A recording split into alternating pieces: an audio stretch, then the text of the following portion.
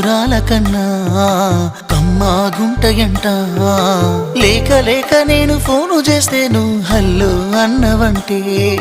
బెల్లం బువ్వ కన్నా తీయగుంటదంట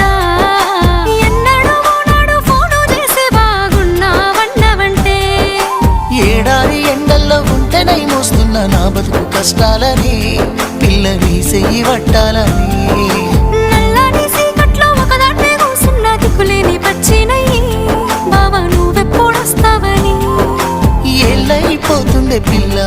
ఎన్నెలొచ్చింది మన బతుకులా ఏలైపోతుండే పిల్ల ఏలు వట్టంగా వస్తున్నాగా ఇన్నాళ్ళ ఎడబాటు ఎడవాసిపోతుందిలే ఈ సీనయ్య గుంటున్నదే సినదారా నీ కోసము ఈ దూరాన్ని చెరుపుతూ తీరాల తెగిరింది అందా